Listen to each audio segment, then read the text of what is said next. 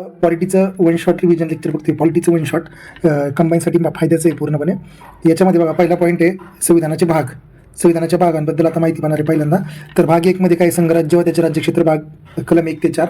भाग 2 नागरिकत्व 5 ते 11 मध्ये. भाग 3 फंडामेंटल राईट्स 12 ते 35 मध्ये. भाग 4 DPSP 36 ते 51 कलम आहे, 36 ते 51 नंबरचं कलम आहे. नंतर भाग 4 फंडामेंटल ड्युटीज 51 आहे. भाग 5 संघराज्य शासन आहे 52 ते 151 आहे. नंतर भाग 6 152 ते 237 आहे. भाग 6 152 ते 237 आहे, याचं नाव आहे राज्य शासन आहे. नंतर भाग 7 हा रद्द झालेला आहे, त्याच्यामध्ये एकच कलम होतं, 238 नंबरचं कलम होतं. भाग 8 नंबरचा भाग जो आहे तो संघराज्य क्षेत्रांबद्दल 239 ते 242 बद्दल, याच्यामध्ये 239 ते 242 भाग 8 बद्दल आहे. भाग 9 पंचायती आहेत, याच्यामध्ये 243 ते 243 ओ आहे. नंतर भाग 9 अ आहे. 9 अ मध्ये काय 243 P to ZG आहे. नंतर 9 ब आहे 243 ZH to ZD टी आहे, ZT आहे, ZH to ZT पर्यंत आहे. नंतर भाग 10 अनुसूचित क्षेत्रे व जनजाती क्षेत्र 244 आणि 244 अ असे दोन कलम याच्यामध्ये येतात, 244 अ, 244 आणि 244 अ. भाग 11 मध्ये केंद्र राज्य संबंध आहेत, 245 ते 263 पर्यंत कलम याचे, 245 ते 263 आहेत. भाग 12 वित्त व्यवस्था आहे, ट्रेड कॉमर्स इंटरकोर्सबद्दल आहे, याच्यामध्ये 264 ते 300 ए पर्यंत आहे, 264 ते 300 ए भाग 12. भाग 13 केंद्र राज्य नियंत्रणाखालील इथं भाग 12 जे आहे वित्त व्यवस्था आहे. भाग 13 TCI स्वातंत्र्याबद्दल आहे, 301 ते 307 TCI स्वातंत्र्य ट्रेड कॉमर्स इंटरकोर्स यांचं स्वातंत्र्याबद्दल आहे. भाग 13. भाग 14 लक्षात ठेवायचं आहे, केंद्र राज्य नियंत्रणाखालील सेवा 308 ते 323 भाग 14 बद्दल आहे, याच्यामध्ये लोकसेवा आयोग वगैरे ती ETC गोष्टी याच्यामध्ये येतात.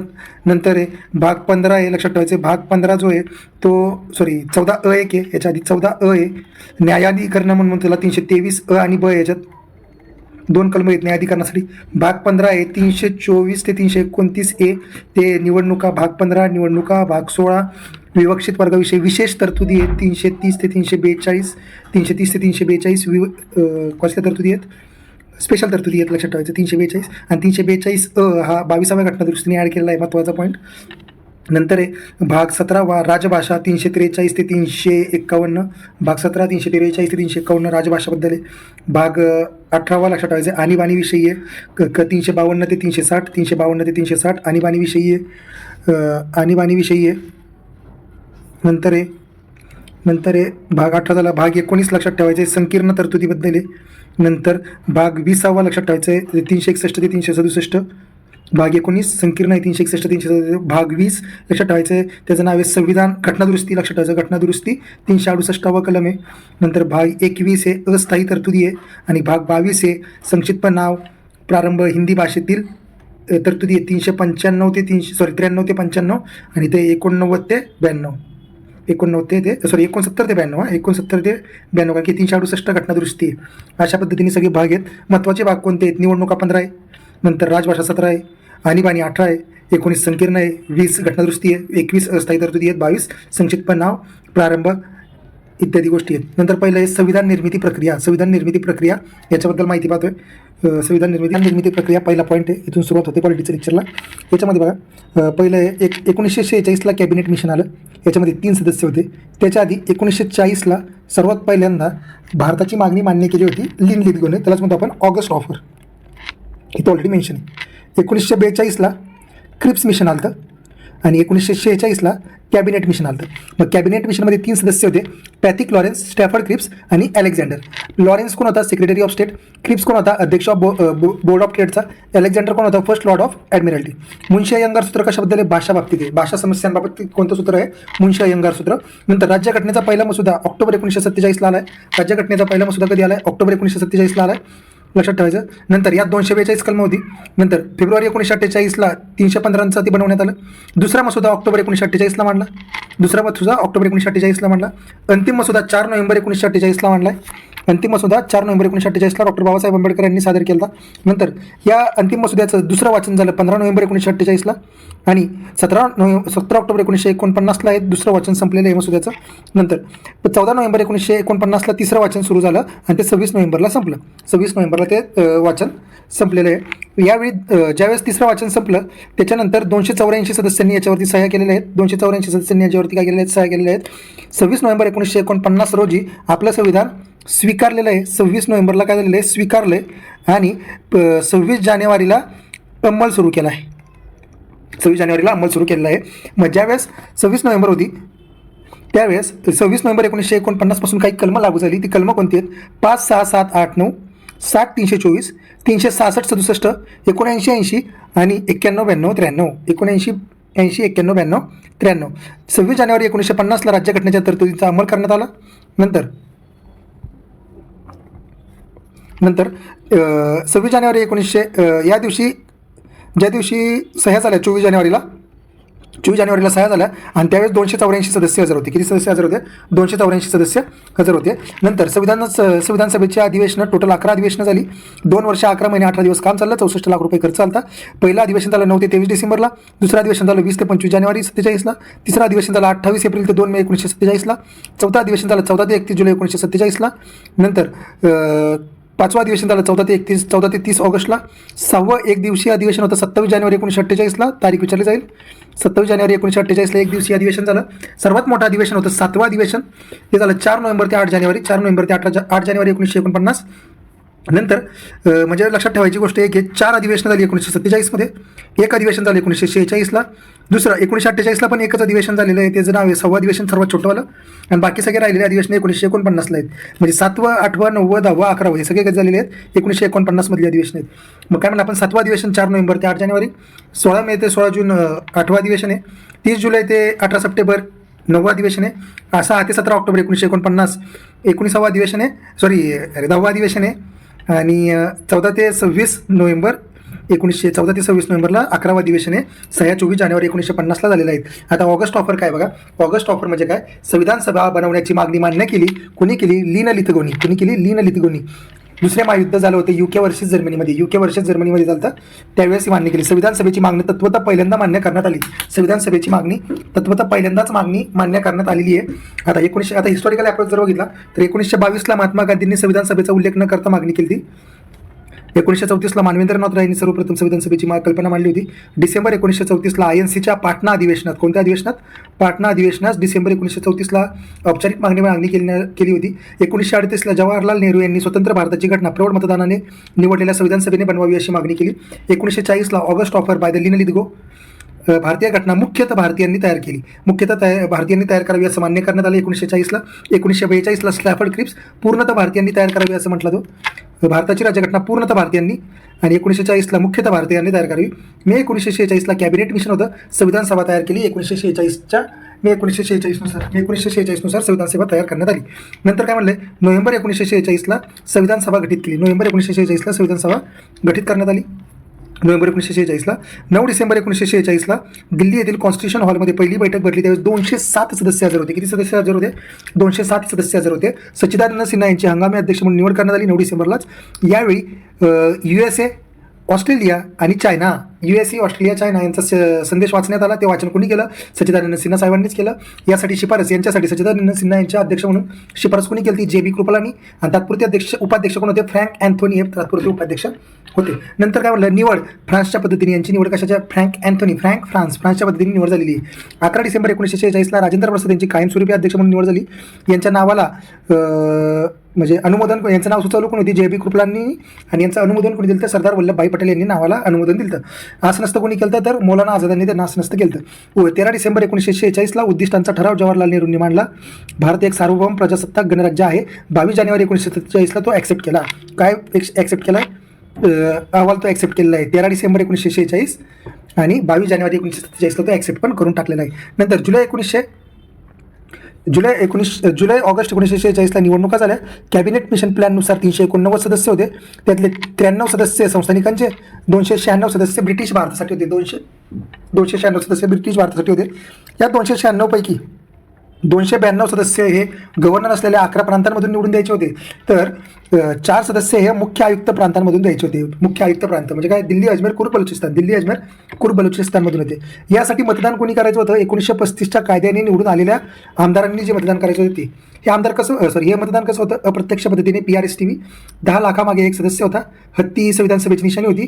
3 समुदायाला आरक्षण दिलं तर मुस्लिम, शीख आणि साधारण. नंतर निकालाचा विचार जर केला तर निकालामध्ये 208 सदस्य काँग्रेसचे आले, मुस्लिम लीगचे सदस्य 73 आले, अपक्ष 8 आले, तर छोट्या पक्षांचे 7 आले. छोट्या पक्षांचे 7, अपक्ष 8, 73 मुस्लिम league, 208 INC.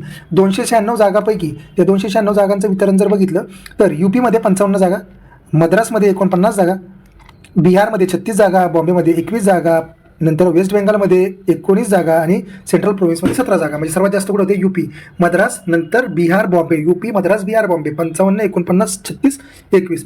Government of India act 1947 नुसार संविधान सभेची संख्या 389 वरनं 299वरती गेली. म्हणजेच कितीनी कमी झाली? 90नी कमी झाली. कितीनी कमी झाली? -90 झाली. त्यातले 229 ब्रिटिश भारतासाठी जागा राहिल्या. ठीक आहे, 296 पैकी आणि 70 जागा संस्थानिकांसाठी, म्हणजे 23 इथून वजा झाल्या. इथून किती वजा झाल्या? 23 वजा झाल्या. आणि मग राहिल्या किती? 67 इकडून गेल्यात. मग 67 इकडून गेल्यात. म्हणजे 296 वजा 67 आणि 90, 93 वजा 23. मग इथं आलं 229 आणि इकडे आलं 70. मग हे किती झाले? 299 सदस्य राहिले होते. गव्हर्नमेंट ऑफ इंडिया 1947 नंतर संविधान सभेला कायदा बनवण्याचा हक्क मिळाला. संविधान सभा संपूर्ण सार्वभौम झाली. 1947च्या कायद्याने संविधान सभेला 2 कामं दिली. घटना बनवणं, राजेंद्र प्रसाद अध्यक्ष असतील, आणि कायदा बनवणं याच्यासाठी अध्यक्ष असतील GB माळवणकर यांनी शपथ घेतली 17 नोव्हेंबर 1947ला. ठीक आहे, लक्षात ठेवायचे. नंतर 5 जुलै 1947ला ब्रिटिश पार्लमेंटने संमत केला. 18 जुलै 1947ला राज्यसत्तेची मान्यता मिळाली. ॲक्टला GOI 1947च्या ब्रिटिशांच्या भारतासाठीचा शेवटचा कायदा होता. छोटे पक्ष कोणते कोणते होते? युनायटेड पार्टी, साम्यवादी पार्टी, कृषक पार्टी, युनियनिस्ट मुस्लिम, शेड्यूल कास्ट फेडरेशन, शीख युनियन, शेड्यूल कास्ट. संविधान सभेत टोटल 15 महिला आल्या होत्या. पण त्याच्या आधी संविधान सभेत जर विचार केला तर 208 INCचे सदस्य होते, 73 मुस्लिम लीग, 8 अपक्ष, 7 छोटे पक्ष. त्याच्यासोबत हिंदू होते 163, मुस्लिम होते 80, SC होते 31, ख्रिश्चन होते 6, ST होते 6, शीख 4, अँग्लो 3, पारशी 3. संविधान सभेत 15 महिला सदस्य होत्या. 12 INCच्या होत्या, तर 3 MLच्या होत्या, म्हणजे मुस्लिम लीगच्या होत्या. तर 3 मुस्लिम लीगच्या कोण होत्या? एन्या मस्करीन, बेगम रसूल, रेणुका रे. याना मस्करीन, बेगम रसूल आणि रेणुका रे. बेगम रसूल या UP मधल्या होत्या. ओनली मुस्लिम महिला आहेत. बेगम रसूल UP मधून निवडून आलेल्या आहे. ठीक आहे. मग संविधान सभेतील 15 महिला कोणत्या आहेत? मद्रास प्रांतामधून 3 जणी होत्या. स्वामीनाथन वेलायुधन आणि दुर्गाबाई देशमुख. स्वामीनाथन वेदक्षी आणि वेलायुधन, दुर्गाबाई देशमुख या मद्रास प्रांतातून निवडून आलेल्या आहेत. ठीक आहे. दुसरा सुचेता कृपलानी, विजयलक्ष्मी पंडित, पूर्णिमा बॅनर्जी, कमला चौधरी या UP मधून आलेल्या निवडून आहेत. ठीक आहे. थर्ड आहे मालती चौधरी, ओडिसा प्रांतातून आहे. नंतर आहे हंसा मेहता, बॉम्बे INC मधून आहे. नंतर आहे सरोजिनी नायडू, बिहार INC मधून आहे. सरोजिनी नायडू बिहारमधून निवडून आलेले आहेत. नंतर आहे राजकुमारी अमृतकौर, सेंट्रल प्रोव्हिन्समधून निवडून आलेल्या आहेत. लिलारे बंगालमधून निवडून आलेले आहेत. लिलारे कुठून निवडून आलेले आहेत? बंगालमधून निवडून आलेले आहेत. ठीक आहे. नंतर एक घटनेचा कलम 394 नुसार 16 कलमे 26 नोव्हेंबर 1949 रोजीच लागू झाली. ती 16 कलमे कोणती आहेत? कलम 5, 6, 7, 8, 9 हे म्हणजे नागरिकत्वाला डिनोट करतं. नंतर हे 60 ती राष्ट्रपतींची शपथ आहे.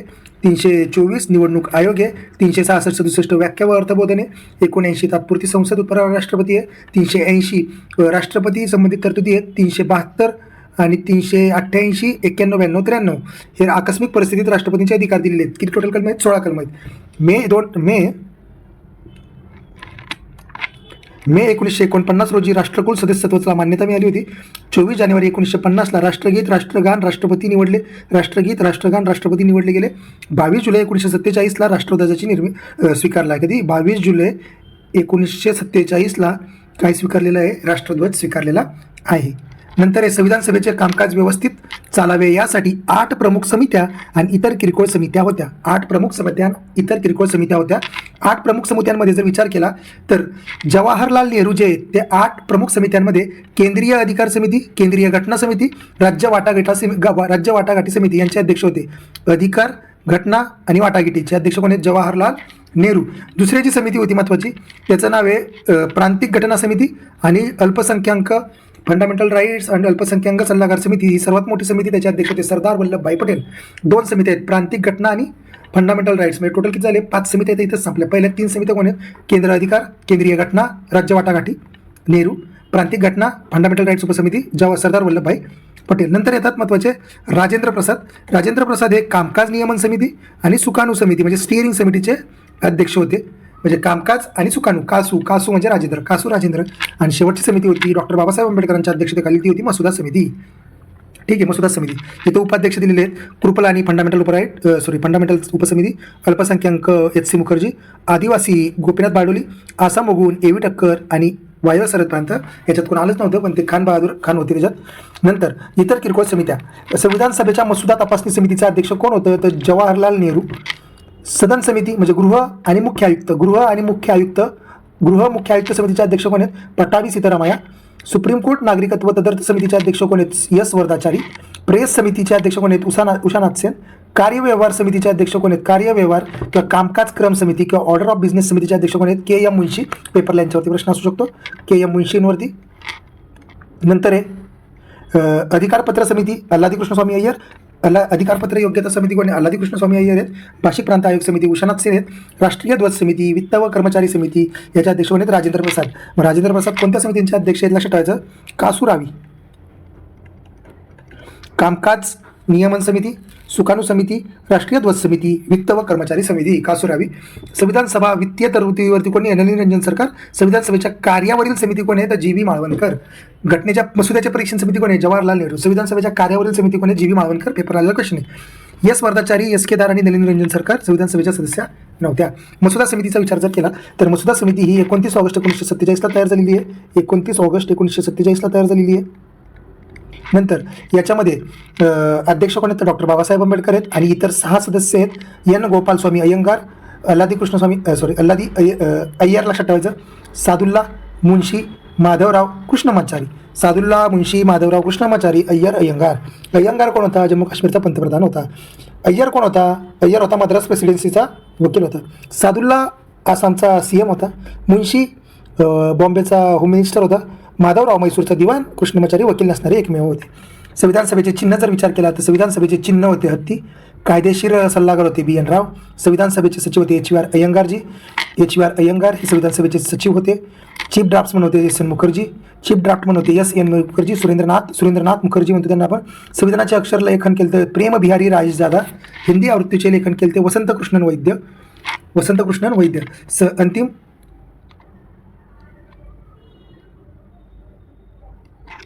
नंतर महत्त्वाचं आहे, अंतिम सरकार 24 ऑगस्ट 1946 त्याची घोषणा झाली. 2 सप्टेंबर 1946 शपथविधी झाला. हा पण क्वेश्चन आहे, 2 सप्टेंबर 1946 हा क्वेश्चन आलेला आहे पेपरला. नंतर आहे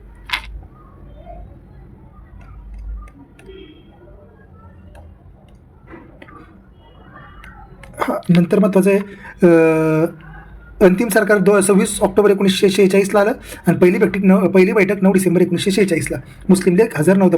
पहिल्या बैठकीला मुस्लिम लीग हजर नव्हतं. फक्त इथं लक्षात ठेवायचं, संविधान सभेचे अक्षरलेखन ज्यांनी केलं त्याचं पहिलं नाव आहे, इंग्लिशमध्ये अक्षरलेखन कोणी केलं तर इंग्लिशमध्ये अक्षरलेखन केलं प्रेम बिहारी रायजादा. आणि याचं नक्षीकाम ज्यांनी केलं त्यांचं नाव लक्षात ठेवायचं, BOR राम मनोहर सिन्हा. प्रेम सोबत कोण होता, प्रेम बिहारी रायजादा सोबत कोण होते तर लक्षात ठेवायचं त्यांचं नाव प्रेम बिहारी रायजादा यांच्यासोबत होते BOR राम मनोहर सिन्हा. आणि वसंत कृष्णन वैद्य यांच्यासोबत कोण होतं तर नंदलाल बोस. कोण होते, नंदलाल बोस हे होते. नेक्स्ट पॉईंट आहे सरनामामध्ये जर विचार केला, घटनेचा अधिकारांचा स्रोत हे भारतीय जनता आहे. घटनेचा अधिकारीचा स्रोत कोणी, भारतीय जनता आहेत. राष्ट्राचे स्वरूप शासनलोक आहे. सार्वभौम समाजवादी धर्मनिरपेक्ष लोकशाही गणराज्य. राज्यघटनेचे वैशिष्ट्य न्याय, स्वातंत्र्य, समानता, बंधुता. घटनेची स्वीकृती 26 नोव्हेंबर 1949ला.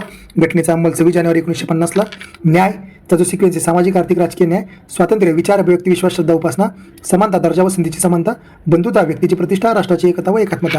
42वी घटनादुरुस्ती 1976नी. 42वी घटनादुरुस्ती 1976नी सह समाजवादी, धर्मनिरपेक्ष व एकात्मता हे शब्द ॲड केलेले आहेत. ते 3 जानेवारी 1977 पासून लागू झालेले आहेत. प्रजासत्ताकचा अर्थ असतो राज्यकर्ता परंपरागत नसतो. देशाचा प्रमुख विशिष्ट कालावधीसाठी निवडला जातो. राष्ट्रपती हा निवडून आलेला राष्ट्रप्रमुख असेल. सरनामा हा अधिकारांचा स्रोत नाही, न्यायालयाद्वारे अंमल करता येत नाही, पण राज्यघटनेचा अविभाज्य भाग आहे. सरनामा हा अधिकारांचा स्रोत नाही आहे, न्यायालयाद्वारे अंमल करता येत नाही आहे, पण राज्यघटनेचा अविभाज्य भाग आहे.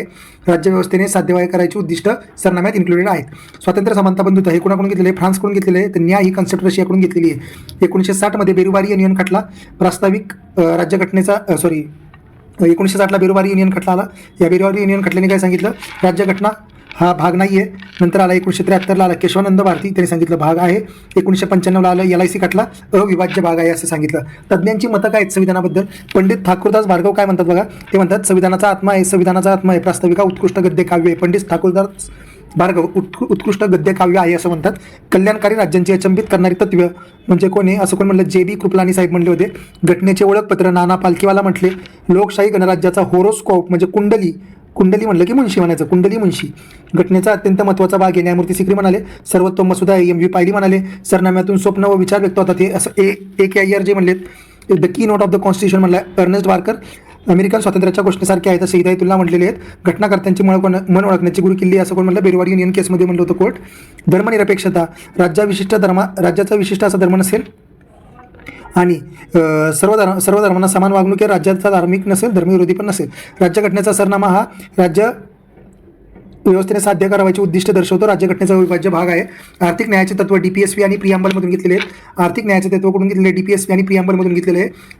नंतर काय म्हणलेलं आहे? आम्ही लोक हा शब्द USA राज्यघटनेमधून घेण्यात आलेला आहे. SR बोमई केस काय 1994ची घटनेचे मूलभूत वैशिष्ट्य आहे असं म्हणतो कोणतं? धर्मनिरपेक्षता. धर्मनिरपेक्षता हे घटनेचे मूलभूत वैशिष्ट्य आहे असं कोण म्हणलं? बोमई केस 1994ची. नंतर IR कोएल्हो केसमध्ये काय म्हणलेलं आहे? 9 शेड्यूल मध्ये 1973 नंतर टाकलेल्या सगळ्या गोष्टींचा रिव्ह्यू होऊ शकतो. 9 शेड्यूल कधी टाकलेलं आहे? तर हे जवळजवळ मला वाटतं 78 घटनादुरुस्तीने टाकलेले आहे. 78व्या घटनादुरुस्तीने 9 शेड्यूल टाकण्यात आलेले आहे. SR बोमई केस 1997ची आहे. धर्मनिरपेक्षता हा मूलभूत उद्दिष्ट आहे सांगितलं होतं त्यांनी, मूलभूत बेसिक स्ट्रक्चरमध्ये येतं. नंतर 1975मध्ये इंदिरा गांधी वर्सेस राजनारायण PM-CM यांच्या इलेक्शन राज्यघटनेच्या कक्षाबाहेर ठेवण्यात आलं, पण ते परत सुप्रीम कोर्टच्या अंडर टाकले. 1967ला गोलकनाथ केस आली. फंडामेंटल राईट अलौकिक अरूपांतरणीय आहेत असं कोण म्हणतं? गोलकनाथ. कधी? 1967ला गोलकनाथ म्हणला आहे. फंडामेंटल राईट अलौकिक व अरूपांतरणीय आहेत. नंतर नेक्स्ट पॉईंट आहे नागरिकत्व. काय भाग 2 कलम 5 ते 11 मध्ये एकेरी नागरिकत्व आहे जे कॅनडा नव्हे तर युकेकडून ब्रिटनकडून आपण स्वीकारलेलं आहे. कॅनडा नाही, ब्रिटनकडून ते स्वीकारलेलं आहे. हे चुकलेलं इथे, कॅनडा नाही ब्रिटनकडून स्वीकारलेलं आहे. 26 नोव्हेंबर 1949 रोजपासून तरतूद लागू आहेत. 5, 6, 7, 8, 9, 10, 11. 5 म्हणजे काय? घटनेच्या प्रारंभीचे नागरिकत्व. 6 म्हणजे काय? पाकिस्तानमधून भारतात आलेल्यांचे नागरिकत्व. 7 म्हणजे काय? भारतातून पाकिस्तान परत भारतात आलेल्यांचे नागरिकत्व. भाग 8 काय? येणाऱ्या व्यक्तींचे नागरिकत्व. भाग 9 काय? स्वेच्छेने परकीय देशाचे नागरिकत्व, ज्याने दुसऱ्या देशाचं नागरिकत्व घेतले. कलम 9 काय? ज्याने दुसऱ्या देशाचं नागरिकत्व घेतले त्याचं. कलम 11 काय? संसदीय कायद्याच्या अधीन राहून नागरिकत्व असेल. संसदीय कायद्याच्या अधीन राहून नागरिकत्व असेल आणि कायदा करण्याचा अधिकार हा संसदेला असेल असं कोण म्हणलं आहे? कलम 11 मध्ये म्हटलेलं आहे. हा अधिकार संसदेला असल्यामुळे त्या अंतर्गत संसदेने नागरिकत्व कायदा केला 1955चा. नागरिकत्व कायदा कधीचा आहे? 1955चा. खूप वेळा प्रश्न आलेला आहे. नागरिकत्व कायदा कधीचा? 1955चा. त्याच्यामध्ये 10 वेळा अमेंडमेंट करण्यात आलेले आहेत. याच्यामध्ये सांगितले नागरिकत्व मिळवण्यासाठी 5 मार्ग दिलेले आहेत. नागरिकत्व मिळवण्याचे 5 मार्ग दिलेले आहेत. बाय बर्थ, दुसरं आहे वंश, स्वीकृती, नोंदणी, प्रदेश सामीलीकरण. बर्थ, वंश, स्वीकृती, नोंदणी, प्रदेश सामीलीकरणाद्वारे नागरिकत्व मिळवता येतं. पण नागरिकत्व जाण्याचे 3 मार्ग आहेत. नागरिकत्व काढून घेण्याचे 3 मार्ग दिलेले आहेत. तर ते 3 मार्ग कोणते आहेत? लक्षात ठेवायचं. त्याग करणं, संपुष्टात येणं आणि काढून घेणं. त्याग करणं, संपुष्टात येणं आणि काढून घेणं. याद्वारे नागरिकत्व लोप होतं. याद्वारे नागरिकत्वाचा काय होतं? लोप होतो. लक्षात ठेवायचं. नंतर नागरिकत्व मिळवण्याचा पहिला मार्ग आहे बाय बर्थ. बाय बर्थ मिळवण्यासाठी नागरिकत्व बाय बर्थ मिळवण्यासाठी काय म्हणलं? 26 जानेवारी 1950 ते 87, 26 जानेवारी 1950 ते 1 जुलै 1987 पर्यंत भारतात जन्मलेली व्यक्ती असावी. माता पिता कुठलाही काय घेणं नाही.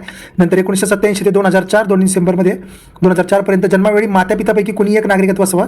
आणि 3 डिसेंबर 2004 नंतर भारतात जन्मलेला माता पित्यापैकी कोणीही नागरिक असला तरी चालेल, पण दुसरा बेकायदेशीर स्थलांतरित नसावा. कधी म्हणलं? 3 डिसेंबर 2004 नंतरची तरतूद. शत्रू परकीयांची मुले, फॉरेन अधिकाऱ्यांची मुले यानुसार नागरिकत्व असू शकत नाही. जन्म झालाय म्हणून, भारतात जन्म झालाय म्हणून. नंतर काय म्हणलेलं आहे? नागरिकत्व कायदा 2003च्या अमेंडमेंटनुसार राष्ट्रकुल नागरिकत्व रद्द केलेलं आहे. नंतर म्हणलेलं आहे आपण नोंदणी तत्व. नोंदणीमध्ये काय नोंदणी केली जाते? अल्पवयीन मुले, नागरिकाचा विवाह झाला व 7 वर्षापेक्षा जास्त भारतात राहिल्यावरती, मूळ भारतीय असणारा व्यक्ती 7 इयर भारतात राहिल्यावरती, पूर्ण क्षमतेचा व्यक्ती ज्याचे पालक आधी भारताचे नागरिकत्व होते, नंतर OCI व्यक्ती व सलग 12 महिने राहून त्यात 8 पैकी 6 वर्ष भारतात निवासी आहे. 8 पैकी 6 वर्ष भारतात निवासी असलेला व्यक्ती यांना नोंदणी तत्वाद्वारे भारताचे नागरिकत्व मिळू शकते. नंतर काय म्हणलेलं आहे? नागरिकत्व काढून घेण्याचे तरतुदी बघा. पहिलं आहे रिन्युन्सिएशन म्हणजे त्यागणं, स्वतःहून त्यागणं, स्वेच्छेने त्यागणं. रिन्युन्सिएशन म्हणजे काय? स्वेच्छा इथं महत्त्वाची. ठीक आहे, स्वेच्छेने त्याग. त्याची अल्पवयीन मुलांचेही नागरिकत्व जाते. 18 वर्षांचं झाल्यास त्या जे अल्पवयीन आहे त्यांनी 1 वर्षात नागरिकत्व घ्यावं, त्याला मिळू शकतो. समाप्ती म्हणजे काय? टर्मिनेशन. समाप्ती म्हणजे काय, टर्मिनेट करणं. दुसऱ्या देशाचे नागरिकत्व स्वीकारले की ॲट अ टाईम टर्मिनेट होणार. आणि थर्ड वन आहे डिप्रिवेशन, वंचिततेद्वारे त्याचं काढून घेणं. त्याच्यासाठी काय म्हणलेलं आहे बघा, फसवणूक केली त्या माणसानी, एकनिष्ठ राहण्यात असमर्थ राहिला भारताशी, शत्रूशी व्यापार केल्यावरती युद्धादरम्यान, 5 इयरमध्ये 2 वर्षात त्याला तुरुंगवास झाल्यावरती, 5 वर्षात 2 वर्ष तुरुंगवास, 5 पैकी 2 वर्षात तुरुंगवास झाला असेल तर, नंतर 7 इयर प्लस साधारण भारताबाहेर राहिला असल्यास एक्सेप्ट विद्यार्थी आणि फॉरेन डेलिगेट्स. नागरिकत्वाचा अभ्यास करणारी समिती कोणती आहे, LM सिंघवी समिती. कधी आलेली आहे, सप्टेंबर 2000 आलेली आहे LM सिंघवी समिती. नंतर काय 2005 पाकिस्तान बांगलादेश सोडून 2005 पाकिस्तान बांगलादेश सोडून PIOला पर्सन ऑफ इंडियन ओरिजिनला OCI कार्ड देण्यात आलं. 26 ऑगस्ट 2002ला PIO ओळखपत्र योजना आली. 2 डिसेंबरला OCI योजना आली आणि 9 जानेवारीला OCI रद्द केली. 9 जानेवारी OCI रद्द केली. नेक्स्ट पॉईंट आहे फंडामेंटल राईट्स, मूलभूत हक्क. सर्वात टीकात्मक भाग आहे असं डॉक्टर बाबासाहेब आंबेडकर म्हणालेले आहेत. भाग 3 कलम 12 ते 35 मध्ये तरतुदी. फक्त नागरिकांना उपलब्ध असणारे कोणते आहेत, 15, 16, 19, 29, 30 या तरतुदी फक्त भारतीय नागरिकांना उपलब्ध आहेत. भारताचा मॅग्ना कार्टा म्हटलेलं आहे, न्यायप्रविष्ट आहेत, वाजवी बंधने पण आहेत. न्यायप्रविष्ट आहेत आणि त्याच्यावरती वाजवी बंधनं पण आहेत. नंतर काय म्हणलेलं आहे, पहिला भाग त्याचे वेगवेगळे टाईप्स आहेत. 6 प्रकारचे हक्क आहेत. किती प्रकारचे हक्क आहेत, 6 प्रकारचे हक्क दिलेले आहेत. त्याच्यात कोणता कोणता आहे, समानता, स्वातंत्र्य, शोषण, नंतर दिले धर्मस्वातंत्र्य, नंतर सांस्कृतिक व शैक्षणिक हक्क व घटनात्मक उपायांचा हक्क, असे 6 टाईप दिलेले आहेत. त्यातला पहिला आहे समानतेचा हक्क 14 ते 18, दुसरा आहे स्वातंत्र्याचा हक्क 19 ते 22, शोषणाविरुद्धचा हक्क 23-24, धर्मस्वातंत्र्याचा हक्क 25 ते 28, सांस्कृतिक व शैक्षणिक हक्क 29-30 आणि घटनात्मक उपायांचा हक्क 32. घटनात्मक उपायांचा हक्क काय, कलम 32 मध्ये त्याची नोंद करण्यात आलेली आहे. नंतर ते काय आहेत, ते न्यायप्रविष्ट आहेत आणि त्याच्यावरती वाजवी बंधने पण दिलेली आहेत. नंतर काय म्हणलेलं आहे बघा, कलम 14 काय म्हणतं, कलम 14 सेज दॅट कायद्यापुढे समानता. कलम 14 काय म्हणते, कायद्यापुढे समानता. नंतर कलम 15 काय म्हणते, दवंजा लिंग वरून भेदभाव करण्यास मनाई आहे. दवंजा लिंगवरनं, दवंजा म्हणजे काय, धर्मवंश जात लिंग, घटनात्मक उपायांचा हक्क, right to the constitutional remedy, घटनेचा हृदय व आत्मा आहे. डॉक्टर बाबासाहेब आंबेडकर म्हणले होते कलम 32 हा घटनेचा हृदय व आत्मा आहे असं कोण म्हणतं, डॉक्टर बाबासाहेब आंबेडकर म्हणले होते. सुप्रीम कोर्ट कलम 32 मध्ये आणि 226 नुसार रिट काढू शकतं. सुप्रीम कोर्ट 32, हायकोर्ट 226 नुसार. कलम 33 सैन्य दलासाठी फंडामेंटल राईट्समध्ये चेंज करण्याचा अधिकार संसदेला आहे. कलम 34 मार्शल लॉ असताना फंडामेंटल राईटवरती मर्यादा येतात. नंतर भाग 3 बाहेरील हक्क, 265 कायद्याविषयी कर आकारणी करता येत नाही. 300A मालमत्तेपासून वंचित ठेवता येत नाही. 301 TCIचे स्वातंत्र्य. 326 लोकसभा आणि विधानसभा निवडणुकामध्ये प्रौढ मताधिकारावरती आधारलेली असेल. नंतर म्हटलेलं आहे कलम 32 रिट काढण्याचा अधिकार सुप्रीम कोर्टला आहे आणि हायकोर्टला आहे. हायकोर्ट 226 नुसार, सुप्रीम कोर्ट 32 नुसार. पहिलं आहे रिट काढतं म्हणजे काय करतं, तर इथं पहिलं करतं अध्यादेशामध्ये 5 प्रकारचे अध्यादेश आहेत. हेबियस कॉर्पस, दुसरं आहे परमादेश, तिसरं आहे प्रतिषेध, चौथं आहे उत्प्रेक्षण आणि 5वं आहे अधिकारपुच्छा. असे 5 प्रकारचे रीट काढण्याचा हक्क आहे सुप्रीम कोर्ट आणि हायकोर्टला. मग हेबियस कॉर्पस म्हणजे काय, सदैव उपस्थित राहणं, बेकायदेशीर अटकेविरुद्ध आहे, सार्वजनिक प्राधिकारी खाजगी व्यक्तीविरुद्ध काढता येतो. अटक सक्षम न्यायालयाने केली असल्यास, कायदेशीर अटक असल्यास, कायदेमंडळाच्या अवमानाविषयी अटक असल्यास काढू शकत नाही. नंतर हे परमादेश, अधिकारी कर्तव्य पार पाडण्यास अपयशी ठरल्यास काढतात. सार्वजनिक महामंडळे, सरकार, कनिष्ठ न्यायालय, न्यायाधिकरणे यांच्याविरुद्ध काढता येत नाही. काढता येतं. खाजगी व्यक्ती, राज्यपाल, राष्ट्रपती, हायकोर्ट जज म्हणजे चीफ जज, स्वेच्छाधीन कर्तव्य असल्यास याविरुद्ध काढता येत नाही. काय परमादेश म्हणजे आदेश देता येत नाही, ज्याचं स्वेच्छाधीन कर्तव्य आहे त्याला. प्रतिषेध म्हणजे प्रोहिबिट करणं, वरिष्ठ न्यायालय कनिष्ठ न्यायालय प्रोहिबिट करतं अधिकारांचे उल्लंघन होऊ नये म्हणून. फक्त न्यायिक व समन्यायिक विरुद्धच उपलब्ध आहे. प्रशासकीय अधिकारी, कायदे मंडळ, खाजगी संस्था यांच्याविरुद्ध काढता येत नाही. उत्प्रेक्षण, सर्शिओरी म्हणतो त्याला आपण, कागदपत्रे मागवणे, खटला काढून घेणे व निकाल बाद ठरवणे या गोष्टी याच्यामध्ये येतात. कनिष्ठ न्यायालय उत्प्रेक्षणामध्ये काय, कनिष्ठ न्यायालयाकडून माहिती मागवली जाते, कागदपत्र मागवणं, खटला काढून घेणं, निकाल बाद ठेवणं, कोणाकडून बाद करणं, कनिष्ठ न्यायालयाकडून. न्यायिक व समन्यायिक प्रशासकीय अधिकारी यांच्याविरुद्धच काढता येतो. कायदे मंडळ व खाजगी संस्था यांच्याविरुद्ध काढता येत नाही. नंतर अधिकार पृच्छा, को वॉरंटो, कोणत्या अधिकाराने पदधारण केले आहे विचारण्यासाठी मंत्रिपद खाजगी न्यायालयाबाबत काढता येत नाही. देशाचे सार्वभौमत्व व एकात्मता रक्षणासाठी बंधने टाकली आहेत. ते कधी टाकलेली आहेत, 16वी घटनादुरुस्ती 1963. 16वी घटनादुरुस्ती 1963 देशाचे सार्वभौमत्व व एकात्मता हे शब्द आलेले आहेत, शब्दामध्ये इन्क्लूड केलेले आहेत. नंतर म्हणलेलं आहे कलम 29. कलम 29 म्हणजे काय, अल्पसंख्याकांच्या हितसंबंधाचे रक्षण करणं, भालीस म्हणजे काय, भाषा लिपी आणि संस्कृती जतन करण्याचा हक्क आहे. भाषा लिपी संस्कृती जतन करण्याचा हक्क धार्मिक व भाषिक अल्पसंख्याक दोन प्रकारचे, धार्मिक भाषिक अल्पसंख्याकांसाठी 29(2). कोणत्याही नागरिकाला धवंजा भाषा म्हणजे काय, धर्म वंश जात भाषा या आधारे राज्यसंस्थेने चालवलेल्या संस्थेत प्रवेश नाकारला जाणार नाही. 29(2) हे कलम अल्प व बहुसंख्याक दोघांनाही उपलब्ध आहे. कलम 19 7 स्वातंत्र्य आहेत. भाषा जतन करण्याचा, जमण्याचा, स्थापन करण्याचा, संचार करण्याचा, राहण्याचा, व्यवसाय करण्याचा, संचार राहणं आचरणं आधी 7 स्वातंत्र्य होते. 44व्या घटनादुरुस्तीने 44/1978च्या घटनादुरुस्तीने मालमत्तेचा हक्क काढला आणि तो 300A मध्ये टाकून दिलेला आहे. ठीक आहे. पहिली घटनादुरुस्ती 1951ला 31A आणि 31B समाविष्ट व्यवसाय स्वातंत्र्यावरती मर्यादा आली. शेतकरी प्रसाद खटला संसद फंडामेंटल राईट्स बदलू शकते. गोलकनाथ केस फंडामेंटल राईट्स संसद काढू शकत नाही, ते अलौकिक रूपांतरणी आहे, जसं कोण म्हणलेले आहे, गोलकनाथ केस 1967ला. नंतर आलेले 24वी घटनादुरुस्ती 1971ला संसद कोणतेही फंडामेंटल राईट बदलू शकते, सुप्रीम कोर्ट प्रश्न विचारू शकत नाही असं म्हणले 1924व्या घटनादुरुस्तीने. केशवानंद भारती केस आली. मग doctrine of the basic structure आहे 24वी घटनादुरुस्ती ही काही भाग वैध पण काही भाग अवैध ठरवला, फंडामेंटल राईट्स काढून घेता येणार नाहीत संसदेला. 42वी घटनादुरुस्ती 1976ला कोणतेही अमेंडमेंट प्रश्नास्पद नाही, संसदेच्या अधिकारावरती मर्यादा नाहीये. मिनर्वा मिल केसमध्ये काय म्हणलेलं 1980च्या संसदेला घटनादुरुस्तीचा मर्यादित अधिकार आहे. 368(4) मध्ये अवैध कारण दिले, ज्युडिशियल रिव्ह्यू संपुष्टात येईल. ठीक आहे. कारण जर व्यवस्थित नसेल तर ज्युडिशियल रिव्ह्यू संपुष्टात येईल, असं ज्युडिशियल युनिटी संपुष्टात आणण्यात येईल. प्रतिबंधात्मक स्थानबद्धता कायदा PDA म्हणतो 1950चा 1969ला रद्द केला आहे. इंटरनल सिक्युरिटी ॲक्ट 1971चा 1978ला रद्द केला आहे. नॅशनल सिक्युरिटी ॲक्ट 1980चा आहे.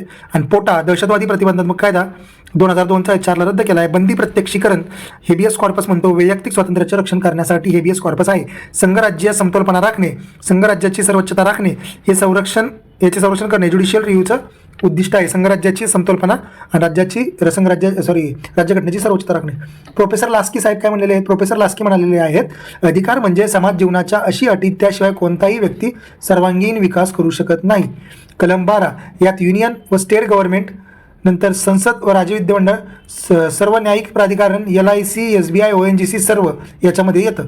नंतर काय म्हणलेलं आहे, सर्शिओररी उत्प्रेषण जेथे प्रथमदर्शनी तथ्यांची गल्लत झाली असेल तेथे वापरता येत नाही. कायदेमंडळ व खाजगी संस्थाविरुद्ध नाही आहे. नंतर कलम 19 कायद्यापुढे समानता आणि इक्वल प्रोटेक्शन ऑफ लॉ. कायद्यापुढे समानता काय नकारात्मक आहे आणि इक्वल प्रोटेक्शन ऑफ लॉ आहे काय सकारात्मक आहे. कायद्यापुढे समानता इकडून घेतलेले आहे आपण UK कडून घेतलेले आहे आणि इक्वल प्रोटेक्शन ऑफ लॉ इकडून घेतलेले USA कडून. आणि कसं आहे पॉझिटिव्ह USA, निगेटिव्ह UK. कायद्यापुढे समानता निगेटिव्ह आहे, UK कडून घेतलेले. IR कोएल्हो केस 2007ची आहे. 24 एप्रिल 1973 नंतर कोणताही कायदा नवीन शेड्यूल 9th शेड्यूलमध्ये टाकला तर त्याचा ज्युडिशियल रिव्ह्यू होणार. वामनराव खटला 24 एप्रिल 1973 नंतरच्या सर्व घटनादुरुस्तींना बेसिक स्ट्रक्चर लागू होतं. 24 एप्रिल 1973 नंतरच्या सर्व घटनादुरुस्तींना बेसिक स्ट्रक्चर लागू होतं असं म्हटलेलं आहे. कलम 20 अपराधांच्या दोषसिद्धीबाबत संरक्षण आहे. 20(1) काय म्हणतं, अपराध आधी मग अटक घ्या. एक्स पोस्ट फॅक्टो लॉचा अंमल नाही, फक्त फौजदारी विरुद्धचे हे संरक्षण. कायद्यापुढे शिक्षेपेक्षा अधिक देता येणार नाही, कायद्यातील शिक्षेपेक्षा अधिक शिक्षा देता येणार नाही. नंतर काय म्हणलेलं 20(2) एकाच अपराधासाठी एकापेक्षा जास्त वेळा शिक्षा खटला दाखल करता येणार नाही. No double jeopardy. Departmental inquiry विरुद्ध नाही आहे, फक्त न्यायाधिकरणासमोरच आहे. 20(3) स्वतःविरुद्ध साक्षीदार होण्याचा सक्ती करता येणार नाही, फक्त फौजदारी विरुद्ध दिवाणी विरुद्ध प्राप्त नाही आहे. नंतर आहे DPSP कलम 36 ते 51 भाग 4. कलम 36 ते 51 भाग 4. DPSP हे स्पेनने आयर्लंडकडून भारताने. Spain Ireland to Bharat, Spain Ireland to India. सी सामाजिक आणि आर्थिक लोकशाही आणणे हे त्याचं कर्तव्य आहे किंवा त्याचं ध्येय आहे. आणि पॉलिटिकल लोकशाही किंवा कुठली पॉलिटिकल म्हणतात, ठीक आहे, पॉलिटिकल लोकशाही आणणं हे कोणाचं काम आहे, फंडामेंटल राईट्सचं आहे. ठीक आहे. DPSPचं काय, सामाजिक आर्थिक लोकशाही प्रस्थापित करणं हे काम आहे. आता यातले काही याच्याबद्दल काही मत आहे. DPSP बद्दल काही मत आहे बघा. घटनेला जीवन प्रदान करणारं तर तुझी कोण म्हणलं, NM सिंघवी म्हटलं होतं. याचा अंमल झाल्यास देश हा पृथ्वीवरचा स्वर्ग कोण म्हणलं, छागला. नैतिक तत्त्वे आहेत, त्यात किमान शैक्षणिक मूल्य आहेत, BN राव म्हणले. कोरा चेक आहे, वटवणे बँकेच्या इच्छेवरती सोडले आहे असं KT शाह म्हणाले. ध्येय व आकांक्षांचे घोषणापत्र आहे असं KC वेअर म्हणलेले आहेत. त्यांच्यामुळे घटनेची अपकीर्ती झाली आहे असं म्हणले KC वेअरच म्हणलेलं आहे. घटनेचे आगळे वेगळे नाविन्यपूर्ण वैशिष्ट्य असं बाबासाहेब आंबेडकर म्हणालेले आहेत. अवादयोग्य अमृत कोण म्हणले, अनंत नारायण म्हटलेले आहेत. भारताला पोलीस राज्य नव्हे तर कल्याणकारी राज्य बनवणे असं KV राव म्हटलेले आहेत. शासनाला असलेल्या विधायक सूचना ॲलन ग्लॅडहिल म्हटलेले आहेत. आर्थिक क्षेत्रातील समाजवाद KM पन्नीकर म्हणाले आहेत. सामाजिक क्रांती व ध्येय पुढे नेण्यासाठी रोख ग्रॅन्युअल ऑस्टिन म्हणलेले आहेत. ठीक आहे. नंतर काही महत्त्वाची कलमं वगैरे पण दिलेली आहेत, ती पुढे गेल्यावरती आहेत. कलम 37 पासून सुरुवात आहे. 36 ते 51 आहे. 36 मध्ये फक्त इंट्रोडक्शन आहे. 37वा कलम काय म्हणतं, देशाच्या प्रशासनात ही तत्वे मूलभूत स्वरूपाची आहेत, राज्यसंस्थेवरती नैतिक बंधने आणतात. कलम 38 काय म्हणते, सामाजिक, आर्थिक व राजकीय न्यायावरती आधारित समाज व्यवस्था आणि लोककल्याणाचे संवर्धन करणे. कलम 38 म्हणलेले आहे. कलम 38 म्हणलं की लोकसंवर्धन लक्षात ठेवायचे. कलम 39चे 6 भाग आहेत. 39 समान उपजीविकेचा हक्क, 39 समन्यायी वाटप, 39 केंद्रीकरण टाळणं, 39 समान कामाबद्दल समान वेतन, मध्ये 39 किंवा ई वय व ताकदीला पेलणारा व्यवसाय, आणि 39 बालक व युवकांना विकासाच्या संधी, बालक व युवकांना विकासाच्या संधी. नंतर आहे 39 लिगल एड, समान न्याय व मोफत कायदेशीर मदत. हे कुठे म्हणलेलं आहे, 39 मध्ये म्हणलेलं आहे समान न्याय व मोफत कायदेशीर मदत. समान न्याय व मोफत कायदेशीर मदत कुठे बोललेलं आहे, 39 मध्ये म्हटलेलं आहे. नंतर 40 ग्रामपंचायतीचं संघटन, 41 काशीचा सहाय्यकचा कामाचा शिक्षणाचा व सार्वजनिक सहाय्याचा हक्क, कामाचा शिक्षणाचा व सार्वजनिक सहाय्याचा हक्क आहे. नंतर 42 कामाची न्याय व मानवीय स्थिती व प्रसूतीविषयक सहाय्याबद्दल आहे. 43 कामगारांना निर्वाह व वेतन व चांगली स्थिती, कुटीर उद्योगाचे संवर्धन. 43 उद्योगांच्या व्यवस्थापनात कामगारांचा सहभाग. 43 सहकारी सोसायट्यांच्या प्रोत्साहन देणं. 44 समान नागरी कायदा. 45 6 इयर प्लस बालकांना 6 इयरच्या खालील बालकांचे शिक्षण व संगोपन करणं. 46 SC ST दुर्बल घटकांचे संवर्धन. 46 मध्ये 47 मादक व अंमली पदार्थांचे प्रतिबंध, जनतेला पोषणमान, राहणीमान व सार्वजनिक आरोग्य उंचावणं. 47 म्हणलं की सार्वजनिक आरोग्य लक्षात ठेवायचे. नंतर 48 कृषी व पशुसंवर्धन यांचे आधुनिक व शास्त्रीय पद्धतीने संघटन करणं. गायी व जनावरांच्या कत्तलीस प्रतिबंध आहे. नंतर 49 स्मारके, ठिकाणे, वास्तू यांचे संरक्षण करणं. 50 न्याय व्यवस्था व कार्यकारी व्यवस्थेपासून वेगळी करणं. 51 आंतरराष्ट्रीय शांतता व सुरक्षा यांचे संवर्धन करणं असं म्हटलेलं आहे. नंतर नव्याने ॲड केलेले DPSP कोणते आहेत ते बघा. नव्याने ॲड केलेले 42व्या घटनादुरुस्तीने कोण ॲड केलं, 39 39A, 43A, 48A, 39, 43, 48 आणि 39. 44व्या घटनादुरुस्तीने 38(2) ही तरतुदी. 38(2) ही कधीची आणि आहे, 44व्या घटनादुरुस्तीची आणि आहे. राज्याचे उत्पन्न, दर्जा, सोयी सवलती यातील विषमता कमी करावी. 86वी घटनादुरुस्तीने वयाची 6 वर्ष पूर्ण होईपर्यंत राज्य शिक्षणाची व्यवस्था पाहिजे. 97वी घटनादुरुस्ती 43B बद्दल आहे. सामाजिक तत्वे कोणती आहेत, 38, 39, 39A, 41, 42, 43, 43. सामाजिक तत्व 38, 39, 39A, 41, 42, 43, 43A आणि 43B आणि 47A. मग 46 हा सामाजिक तत्वात येत नाही, कारण की 46 मध्ये काय SC STचं आहे ना. गांधीवादी तत्वामध्ये 40, 43, 46, 47, 48, 40, 43, 46, 47, 48 मध्ये येते. उदारमतवादीमध्ये कोण येते, 44, 45, 48, 48 हे 49, 50, 51 उदारमतवादी आहे. आणि आंतरराष्ट्रीयमध्ये कोण आहे, 51. नंतर MG नरेगा किंवा मनरेगा कलम 41 संदर्भातला कायदा, 41च्या संदर्भात आहे कोण, मनरेगा 41 संदर्भातला कायदा आहे. DPSP न्यायप्रविष्ट नाहीत, समाज कल्याणाच्या संवर्धित करतात, सकारात्मक राज्याला काहीतरी करायला भाग पडतात, कल्याणकारी राज्य स्थापन करणं, देशाच्या सामाजिक आर्थिक लोकशाही आणणे. देशात सामाजिक आर्थिक लोकशाही आणणं. भाग 4 बाहेरील DPSP कोणते आहेत, 335, 350A, 351, 335, 350A आणि 351. भाग 16 335 काय सांगतं, सेवांमध्ये SC ST यांच्या नियुक्तीचे हक्क. भाग 17 350A याच्यामध्ये काय दिलेलं आहे, प्राथमिक स्तरावर मातृभाषेतून शिक्षण देणं. भाग 17 351 मध्ये काय दिले, हिंदी भाषेच्या विकासासाठी प्रसार करणे व हे संघराज्याचं कर्तव्य आहे. हिंदी भाषेच्या विकासाचा प्रसार करणे हे संघराज्याचं कर्तव्य आहे. 351 मध्ये म्हटलेलं आहे. किमान वेतन कायदा 2003चा 43 नुसार आहे. मातृत्व लाभ कायदा 1961चा 42 नुसार आहे. राष्ट्रीय वन धोरण हे 48A नुसार आहे. आणि 2006चा MG नरेगा 41 नुसार आहे. DPSPचे प्रमुख वैशिष्ट्य काय आहे, कल्याणकारी राज्य साध्य करणं, कल्याणकारी राज्य स्थापन करणं. मग 48A कलम कोणतं आहे पाहिजे, गायी जनावरी कत्तलीसपणे वनांना प्रोत्साहन देणं, असं 48A बद्दल आहे काहीतरी. ठीक आहे. नेक्स्ट आहे मूलभूत कर्तव्य. मूलभूत कर्तव्यांबद्दल माहिती पाहत असताना 1976ची स्वर्णसिंह समिती आहे, तिच्या शिफारसीने भाग 4A कलम 51 मध्ये ॲडिशन झालेली आहे, 51A मध्ये ॲडिशन झालेली आहे सगळी. 52 आहे इथं.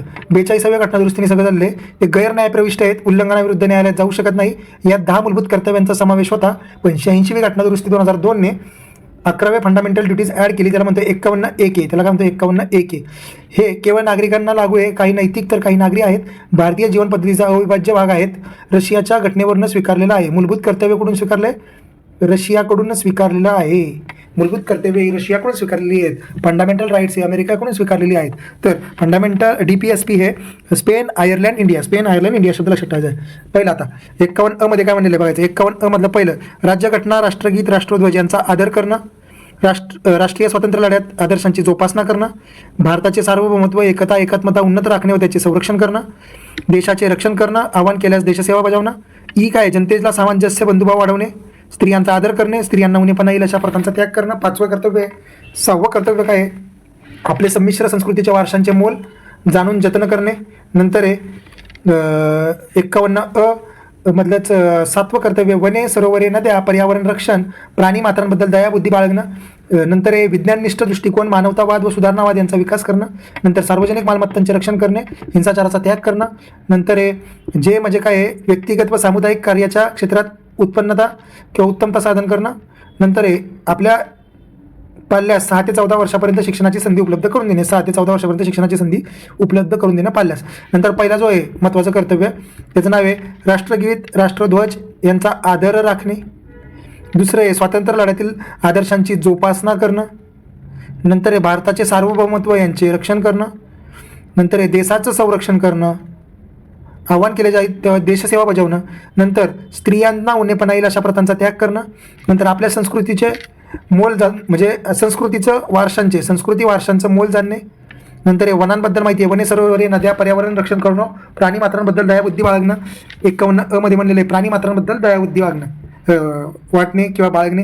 नंतर हे विज्ञाननिष्ठ दृष्टिकोन ठेवणे. नंतर हे मालमत्तांचे रक्षण करणं, व्यक्तिगत व सामुदायिक कार्याच्या सर्व क्षेत्रात उत्पन्नता संपादन करणं. आणि शेवटी आहे पाल्यास 6 ते 14 इयर शिक्षणाची संधी उपलब्ध करून देणे. मग काय म्हणलं, आदर करणे, जोपासना, आदर्शाची जोपासना, संरक्षण करणं, सार्वभौमत्व, एकात्मता याचे संरक्षण करणे, देशाचे रक्षण करणं, आव्हान केल्यास सेवा बजावणं, स्त्रियांच्या उणेपणा येणाऱ्या प्रथांचा त्याग करणं, संस्कृती वारशांचे मोलाचे जतन करणे, वन व सरोवर यांचे जतन करणं, विज्ञान निष्ठ दृष्टिकोन, मानवतावाद बाळगणे, मालमत्ताचे संरक्षण करणं, स्वतःच्या ह्याच्यात उत्तमता संपादन करणं, सामुदायिक कार्याच्या सर्व क्षेत्रात. आणि शेवटचं हे 6 ते 14 शिक्षणाच्या सोयी उपलब्ध करून देणं. फंडामेंटल ड्युटीजचा अंमल 3 जानेवारी 1977 पासून 3 जानेवारी 1977 पासून अंमलात येत. बरोबर आहे. घटनाबाह्य विध्वंसक कृत्यांवरती नियंत्रण ठेवतं. याला विरोध CK दप्तरी व SK सेन यांनी केला. Canada, France, Germany, USA, Australia यांच्या घटनेत नाही आहे. कर भरणे, कर्तव्य पालण्यात कसूर करेलास दंड आहे असं स्वर्ण सिंग समिती म्हटलेली आहे. ठीक आहे. नेक्स्ट आहे राज्यघटनेची वैशिष्ट्य.